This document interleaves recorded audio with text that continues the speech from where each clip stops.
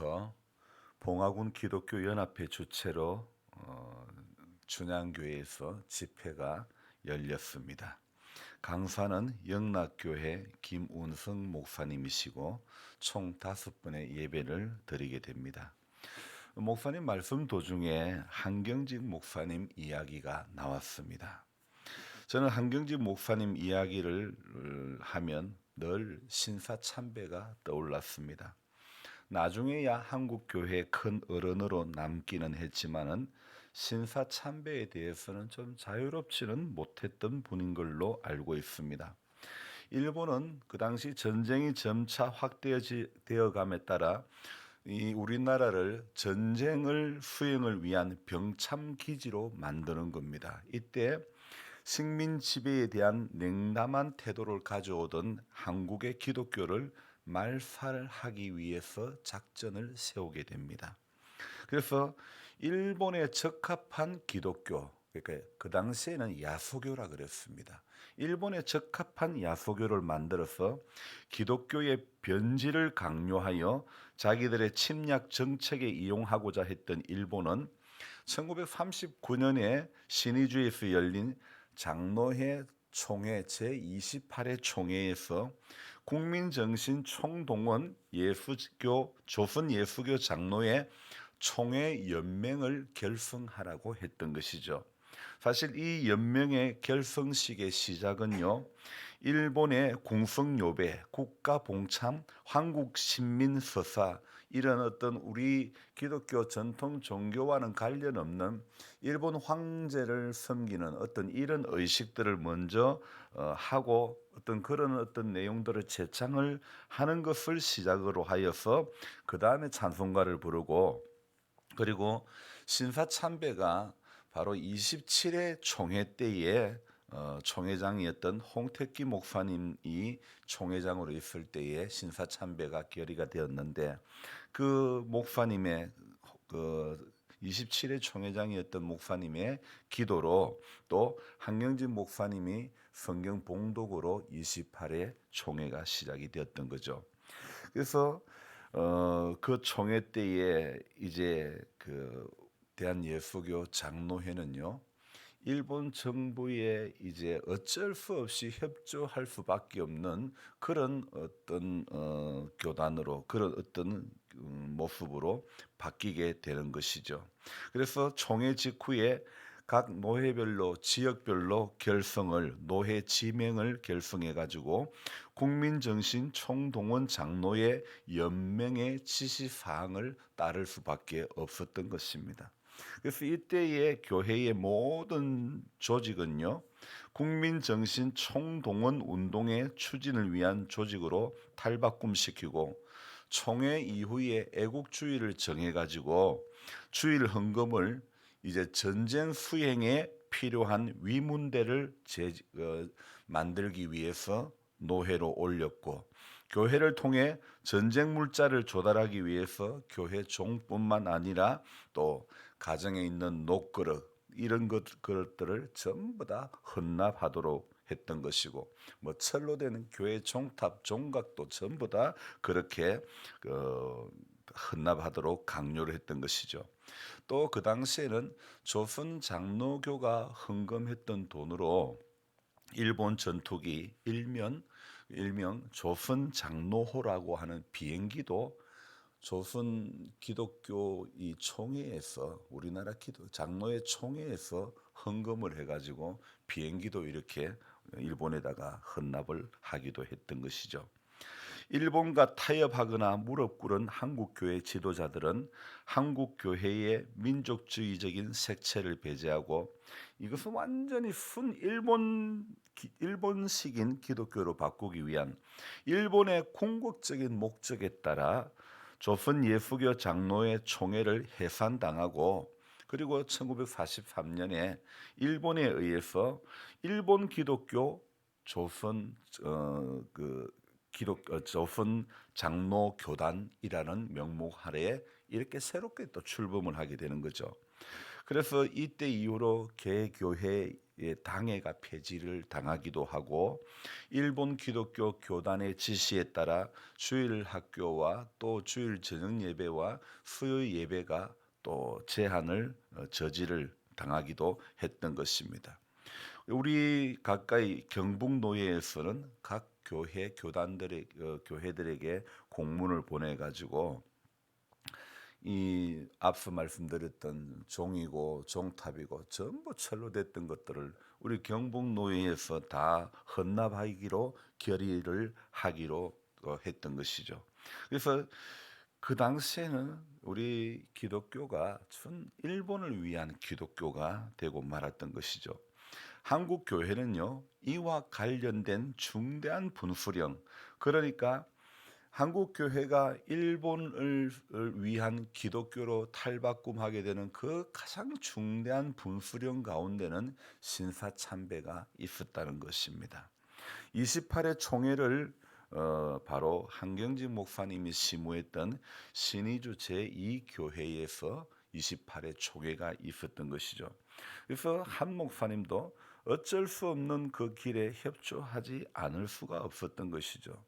그러기에 한국 교회는 신사참배로 멸망을 자초한 평양의 교회를, 그 평양 교회의 길을 다시 우리는 답습해서는 걸어가서는 안 되는 것입니다. 우리는 기독교로 신앙하지만은 우리 민족 정서의 밑바닥에 흐르는 무속 신앙에서 자유롭지 못한 것 또한 사실이죠. 분명히 무속 추종을 하는 것은 하나님께서 가장 미워하시는 것을 알아야 하는 것입니다. 그런데 여러분, 천공이라는 사람을 들어보셨습니까? 천공이라는 사람이 이런 말을 했습니다. 예수는 밀어내서 십자가에서 죽었다. 맞는 말입니까? 틀린 말입니까? 천공이라는 사람이 자칭 이분은 자기는 대통령과 그 부인의 멘토가 된다, 그렇게 이야기를 하고 있고, 또 사실은 천공이 했던 말들이 우리 정책에 반영이 되는 듯한 그런 모습도 많이 보여지고 있는 것 또한 사실입니다. 그래서 일개 무속인의 망언에 예수는 밀어내서 십자가에 죽었다, 우리가 이 말에 왈가왈부할 필요는 없지만은, 그러나 이것이 1930년대에 조선 기독교가 걸어갔던 그 길을 답습하는 길들이 될까 우려스럽습니다. 무속인이 하는 말이 정책이 되고 현실이 되어지는 그런 모습이 있으니까 하는 말입니다. 일본이 조선 장로 교단을 삼키기 위해서 어떤 모략을 펼쳤는가를 생각해 볼 때에 한국 기독교는 신앙이 있던 없던 국가 조창 기도회라는 이름으로 위정자들을 부르고 지지하고 정치와 편승한 그런 기독교가 되는 것은 정말 이것은 망령된 일이 아닐 수가 없습니다. 일본은요, 한국 교회가 부르는 찬송가도 이거 부르지 마라 했습니다. 오늘 우리가 불렀던 믿는 사람들은 군병 같으니, 삼천리 반도 금수강산, 십자가 군병들아 만왕의 왕 내 주께서, 이런 곡들요 못 부르게 했습니다. 만왕의 왕 내 주께서 왜 이걸 못 부르게 했느냐? 일본의 황제가 있는데 만왕의 왕 내 주께서 예수를 이야기하니까 이거는 일본 황제의 그 사상에 위배된다고 해가지고 못하게 하고, 사도신경의 첫머리도 고백 못하게끔. 근데 전능하사 천지를 만드신 하나님 아버지를 내가 믿사오며, 이런 분도 일본의 창조 슬하에 위배된다고 못 부르고 못 고백 못하게 만드는 거죠. 그리고 사도신경에 저리로서 산자와 죽은 자를 심판하러 오신다는 그 말씀도 일본의 왕의 영존 사상과 위배된다는 이유로 사도신경을 금지당하기도 했던 것이죠. 급기야요 일본은요, 예배 시간 5분 전에 일본 왕의 사진에 절하게끔도 만들고 동방요배를 강요하기도 했고, 전쟁에서 사망한 용사들을 위해 묵념과 그리고 전쟁에 출전한 장병들의 이게 죽지 않고 오래오래 잘 살게 해달라는 그런 어떤 안전을 기원하는 그런 의식도 예배 전에 하게 했다는 것입니다. 여러분, 이게 맞는 겁니까? 하지만 한국 교회는요, 우리는 알아야 할 것이 있습니다. 환란과 핍박 중에도 성도는 신앙 지켰네. 이 신앙 가지고 순교의 제물이 된 수많은 사람들이 있었다는 사실. 시절이 그래서 어쩔 수 없이 일본에 편성한 다수의 기독교가 되기보다는 옥중의 성도가 되기를 자처했던 소수의 거루터기가 있었다는 사실을 우리는 기억해야 합니다. 하나님의 백성과 함께 고난받기를 잠시 제약의 낙을 누리는 것보다 더 좋아하고, 이 어디에 나오는 말씀이냐면 히브리서 11장 믿음으로 모세가 났을 때 모세에 대한 이야기입니다. 그 뒷구절에 보면 모세에 대해서 말씀하고 있는 뒷부분에, 그 말씀 뒷부분에는 이런 말씀이 있습니다. 그리스도를 위하여 받는 능력을 애굽의 모든 보화보다 더 큰 재물로 여겼으니 이는 상 주시는 이심을 바라봄이라 그랬습니다. 모세는요, 이 하나님의 백성과 함께 고난 받기를 잠시 제약의 낙을 누리는 것보다 더 좋아했습니다. 오늘 우리가 이러한 신앙으로 살아야 될 것입니다. 그리스도를 위해서 받는 능력이 있다 하더라도 이것은 애굽에서 누리는 모든 보화보다도 더 큰 재물로 여길 수 있는 모세와 같은 신앙, 상 주시는 이심을 바라보았기 때문에 그렇게 할 수 있었다는 것입니다. 오늘 사도행전 이 5장 17절부터는요, 제가 좀 전에 말씀드렸던 그 모세와 또 예전에 한국 교회가 신사참배를 강요당하고 했던 그 시점으로 돌아갔을 때에 한번 생각해 볼 수 있는 것은, 오늘 17절부터는 사도들이 능력을 받는 것입니다. 주님을 따르던 사도들이요, 능력을 받는데 대제사장과 그 사람을 지지하는 사람들인 사두개파 사람들이 모두 시기가 차서 일어나 사도들을 잡아다가 옥에 가둡니다. 여러분, 주의 일 하다가 주의 일 하는데 감옥에 갇히는 일이 일어나고 있습니다. 여러분, 하나님 일하면 잘 되고 또 형통해야 되는데, 때로는 이렇게 사도들처럼 사도들을 잡아다가 옥에 가두었더니 주의 일을 하는데 감옥에 갇히는 일들도 일어나고 있죠. 그리고 우리가 주의 자녀로 살아가는데 어쩌면 너무 평탄하기만 기대하고 있는 것은 아닙니까? 때로는 이 모세처럼요, 그리스도를 위하여 받는 능력이 있을 수도 있습니다. 또 어떻습니까?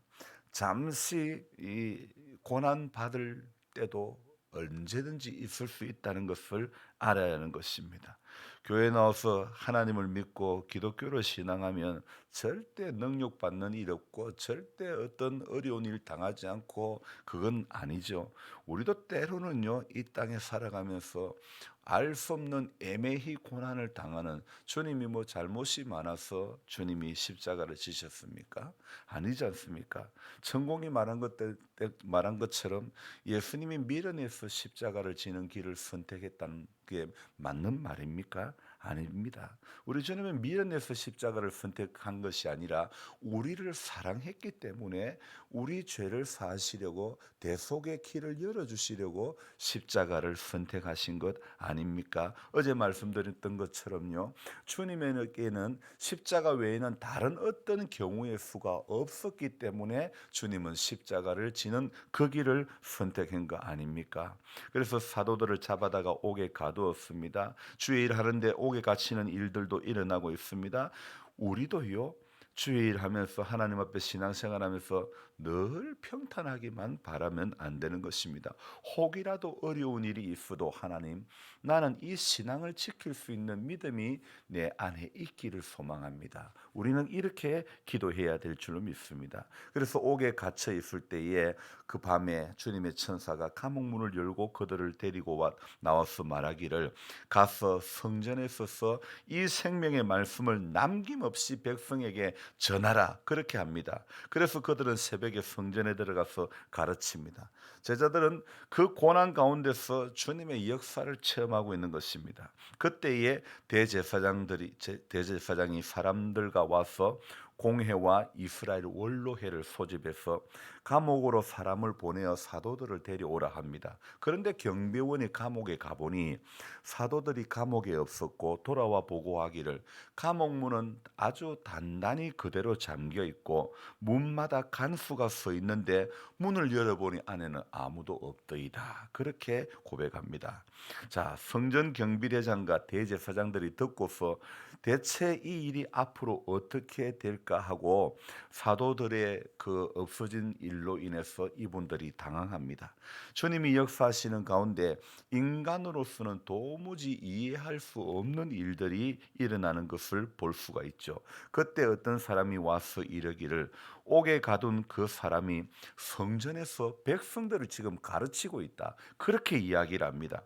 그래서 사도들을 데리고 왔는데 백성들이 돌로 칠까봐 두려워서 폭력은 쓰지 않습니다.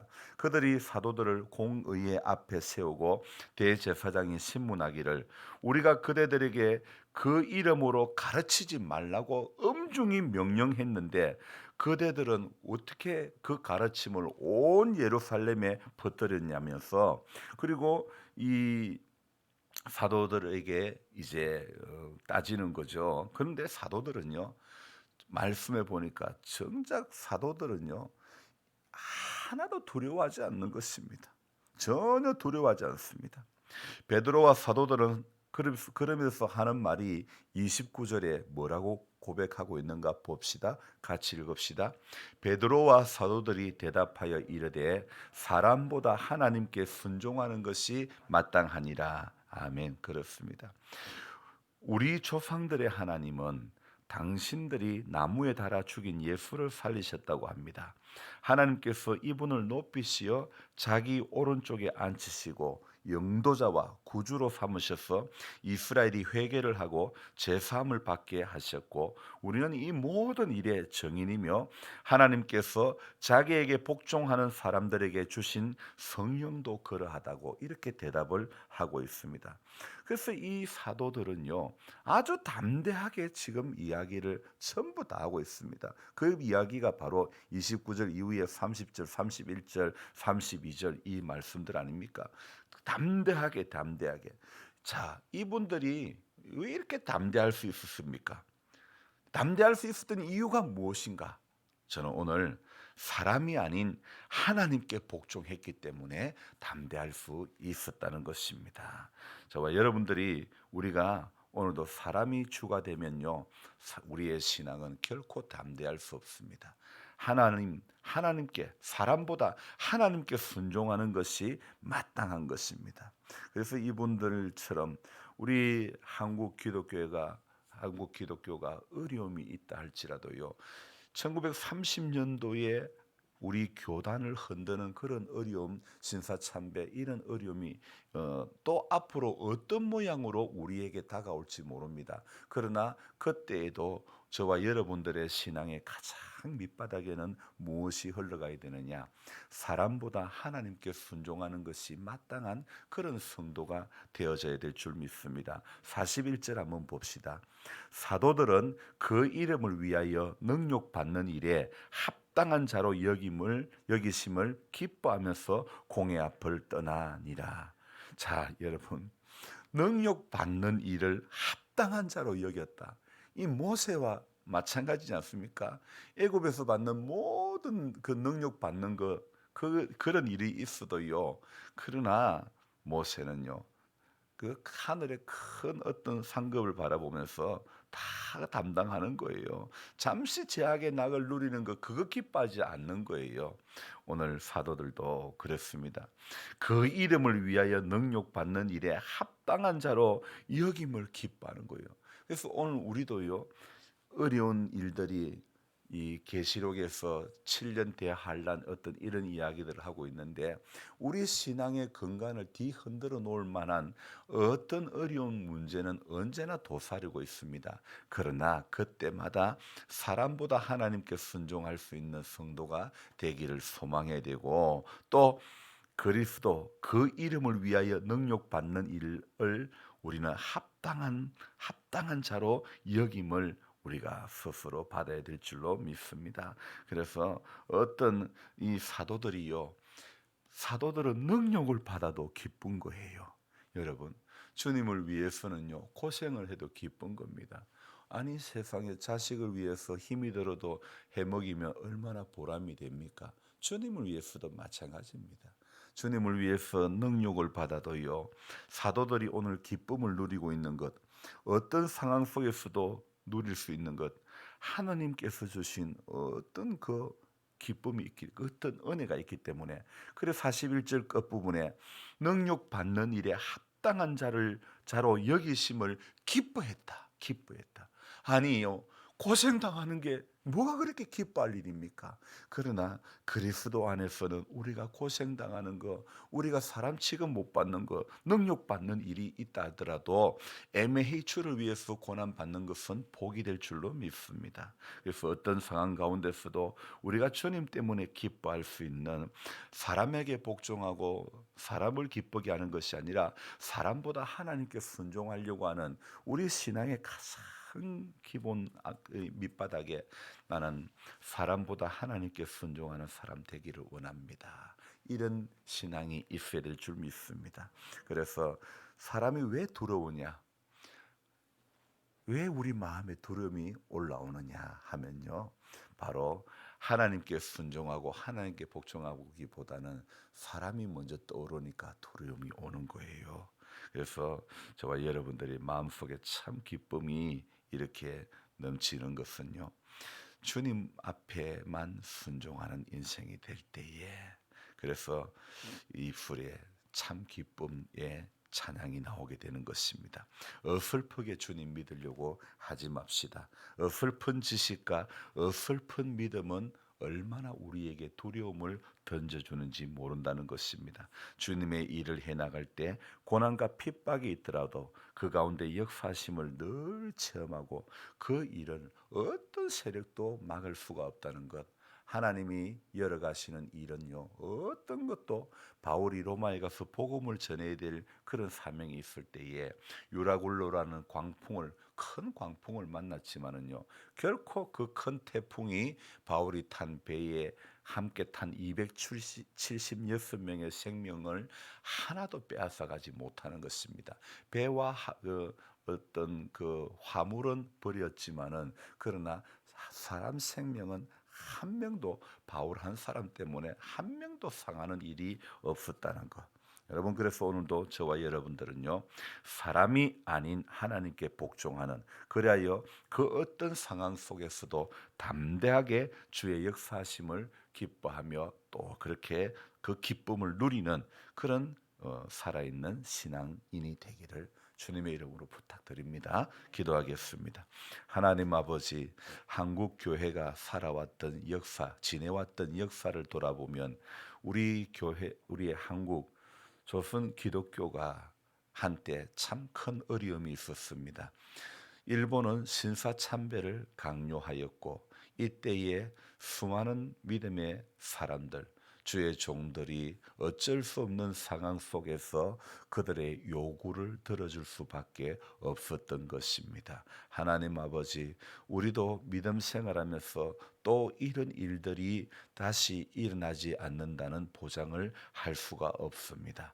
그러나 이때에 우리는 어떤 어려운 어떤 선택의 상황이 닥쳐온다 하더라도 오늘 사도들이 어떠했는가? 베드로와 사도들이 사람보다 하나님께 순종하는 것이 마땅하다고 고백했던 그러한 고백이 우리 안에도 일어나게 해 주시옵소서. 사도들은 그 이름을 위하여 능욕받는 일을 정말 합당한 자로 여기심을 기뻐하며 공의 앞을 떠났다고 했습니다. 주님, 쉽게만 믿으려고 하지 않게 해 주옵소서. 어설픈 지식과 어설픈 믿음으로 어설프게 주님 믿지 않기를 소망합니다. 그래서 정말 우리 믿음의 주요 온전케 하시는 이인 예수를 똑바로 바라볼 수 있는 그런 하나님의 백성 다 되게 도와주옵소서. 연로하신 성도님들이 정말 이 마지막 인생의 남은 시간 가운데서 살아계신 하나님이 목도되어지는 은혜를 주시고, 그래서 그분의 음성 듣고 늘 순종하며 기뻐하며 신앙생활이 재미가 있는 신앙생활이 되도록 도와주옵소서. 시험 들고 신앙생활하면서 또 어떤 사람 보며 무너지고 넘어지는 신앙이 아니라 우리는 한결같이 정말 사도들이 걸어갔던 그 길, 하나님 우리도 걸어갈 수 있도록 도와주옵소서. 여호수아가 말했던 것처럼 나와 내 집은 오직 여호와만 섬기겠노라 했던 그러한 고백, 우리의 신앙도 하나님을 향한 아름다운 고백으로 날마다 서게 하여 주시옵소서. 오늘 하루도 주님께 의탁드립니다. 주님 붙드시고 오늘 하루도 복된 하루 되도록 축복하여 주옵소서. 존귀하신 예수님의 이름으로 감사하며 기도드리옵나이다. 아멘.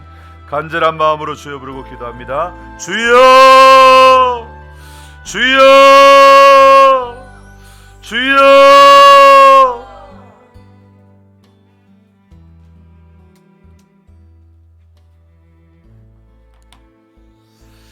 하나님 아버지, 고맙고 감사합니다. 말씀하시는 주의 음성을 늘 듣게 해주시고, 하나님 그 음성의 귀를 기울이는 복된 성도 될 수 있도록 도와주옵소서. 하나님, 사도들이 어떤 신앙을 가지고 갔던가를 우리는 돌아보지 않을 수가 없습니다. 하나님, 한국 교회가 어려움이 찾아왔을 때에 일본과 타협하는 그 길을 걷고 말았습니다. 하나님, 일본의 요구에 힘없는 나라의 백성으로서 어쩔 수 없이 그들의 요구에 응해질 수밖에 없었던 많은 다수의 기독교인들이 있었습니다. 그러나 그 가운데서도 좁은 문으로 걸어가는 순교의 신앙을 가진 사람들이 있었습니다. 오늘 우리가 그 신앙을 본받게 하여 주시옵소서. 타협하는 신앙이 되지 않게 해 주옵소서. 하나님 앞에 정말 순교의 신앙이, 순교의 피가 우리 이 한국교회 가운데, 우리 가운데 타협하지 않는 신앙이 우리 안에 있기를 소망합니다. 하나님, 우리의 가치와 우리의 남은 인생의 시간 가운데서 사람보다 하나님께 순종하는 것을 마땅히 여길 수 있는 그런 신앙이 우리 안에 있기를 소망합니다. 하나님, 그리스도를 위하여 받는 능력을 받게 되는 것을 기뻐했던 사도들의 그 마음, 그 신앙, 오늘 조금 어려운 것 다 피하려고 하는 이때에 하나님, 사도들의 모습은 우리에게 참 좋은 본이 됩니다. 주님, 우리 또한 힘들고 어렵다고 쉬운 길만 선택하고, 주님, 분명히 보아야 될 것 분명히 바라보지 못하고 어설픈 믿음으로, 어설픈 지식으로, 어설픈 신앙으로 하나님 앞에 서지 않기를 원합니다. 주님, 믿음의 주요 온전케 하시는 우리 주님을 오늘도 주님, 그 주님의 십자가 단단히 붙잡고 하나님 이기는 자의 길을 걸어가게 하여 주시옵소서. 우리 하나님, 넘어질 수밖에 없는 일들이 우리 앞에 놓여 있다 할지라도 하나님, 우리를 능하게 하시는 주님을 오늘도 우리 믿음으로 그리고 바라보며 하나님 앞에 나아가게 하여 주시옵소서. 주님,